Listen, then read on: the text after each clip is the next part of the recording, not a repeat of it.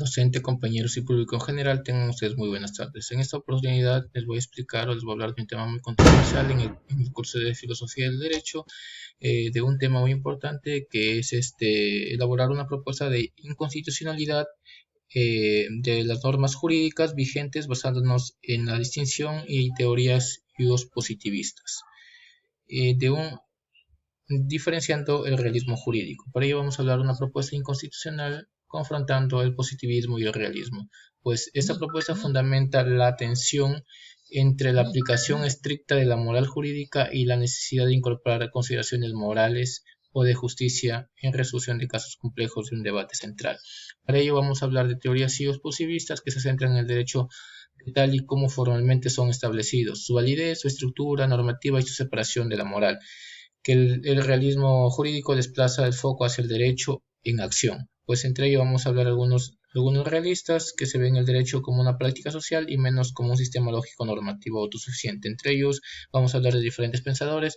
Entre ellos tenemos el positivo jurídico, es una de las corrientes de pensamiento más influyentes, que su tesis se centra principalmente y fundamentalmente en la existencia de un contenido en un contenido que el derecho se determinan por hechos sociales y no por consideraciones morales o consideraciones de justicia.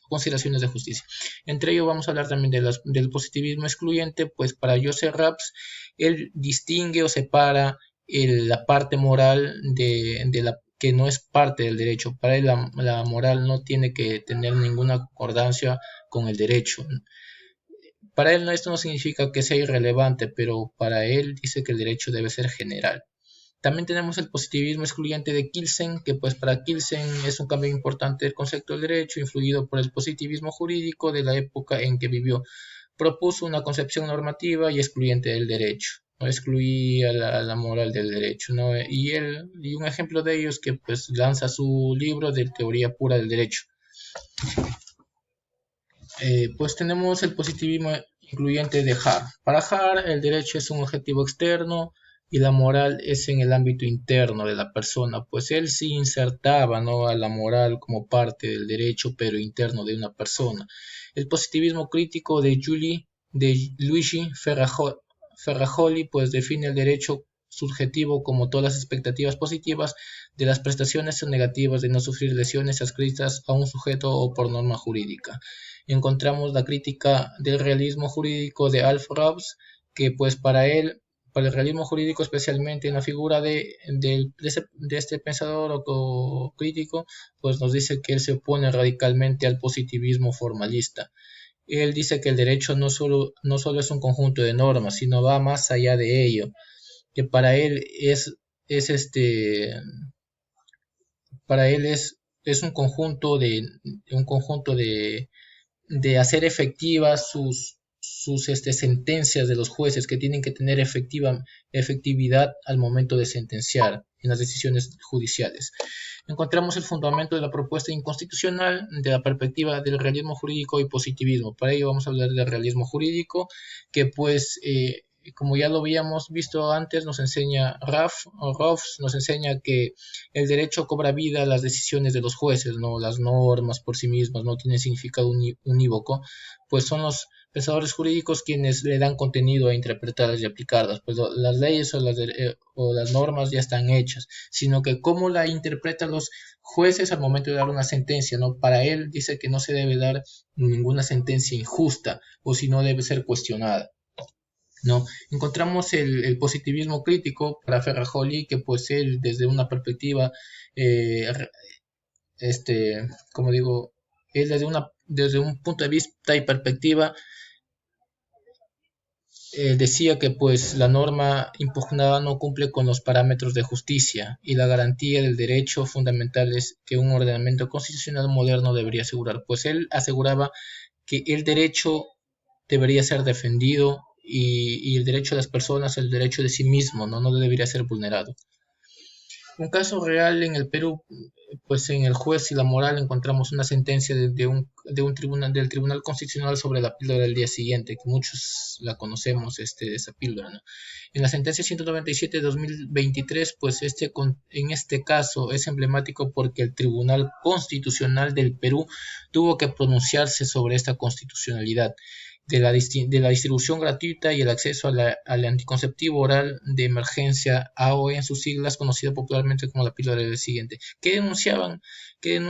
Pues una persona denunciaba que pues esta píldora debe ser gratuita y pues y ellos sentenciaban, pues los del Tribunal Constitucional o antes de llegar al tribunal sentenciaban que pues la píldora genera genera un aborto que no es este caso no está permitido en el Perú, está prohibido porque el aborto va contra las normas o contra las normas de la constitución política y va contra los derechos, que es derecho a la vida desde el momento de la concepción y muchos derechos más que tiene el concebido. Pues para ello pues algunos argumentos sostenían que era abortivo, pues no era abortivo, ¿por qué? Porque ellos decían que pues esta píldora del día siguiente, llamada así, es un anticonceptivo, pero es de emergencia que se da durante las primeras 72 horas y en este momento no se da la implantación, lo que muchos señalaban. En este caso, la resolución no fue sencilla, ya que implicaba una colisión de derechos fundamentales y una discusión científica con profundas implicaciones morales y éticas. El Tribunal Constitucional no podía limitarse a una lectura literal de la norma que protege la vida desde la concepción sin considerar complejas aristas en el caso del derecho de las mujeres. Pues para ellos el tribunal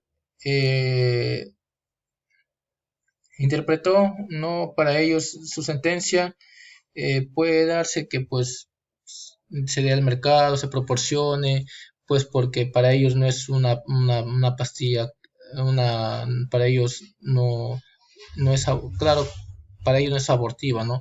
Da durante las 72 horas de implantación, pero no va más allá de lo que ya, pues, si es que ellos decían, si es que va más allá de las 72 horas, si es que ya tiene 2 meses, ahí se consideraría un aborto, pero mientras tanto, da durante 72 horas no se consideraría nada, porque es una pastilla de emergencia netamente. Análisis de las teorías. La crítica del positivismo excluyente. El positivista excluyente habría buscado una definición puramente en la concepción. Si está abarcado en el cigoto, se habría prohibido por el AOE. En la relación del positivista incluyente, Hart dice que el tribunal no explicó una regla de reconocimiento que incorpora la moral. Su argumentación muestra una interpretación constitucional que va más allá de la literalidad, incorporando principios y valores morales. El positivismo de Ferrajoli, pues él defiende netamente el derecho, ¿no? La sentencia puede verse como la implicación del positivismo crítico en la medida del tribunal no se limitó a validar la norma, sino que garantizó derechos fundamentales que podrían verse sido vulnerados por la interpretación restrictiva del derecho a la vida. El realismo jurídico para Ross, pues este caso es un ejemplo paradigmático del realismo jurídico. La decisión del Tribunal Constitucional no fue una mera subsunción de hechos o normas, sino una construcción jurídica compleja de los jueces. En conclusiones, pues entre el positivismo de Señejar, pues ellos buscan la certeza jurídica, proporcionando un marco de creación, aplicación y comprensión del derecho que prioriza la seguridad jurídica.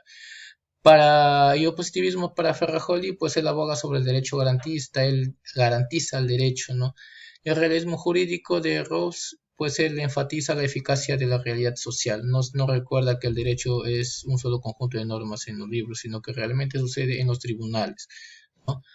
En las recomendaciones que doy pues es adoptar una visión integral del derecho, desarrollar la capacidad de interpretación y argumentación, fomentar la sensibilidad estética en la formación jurídica.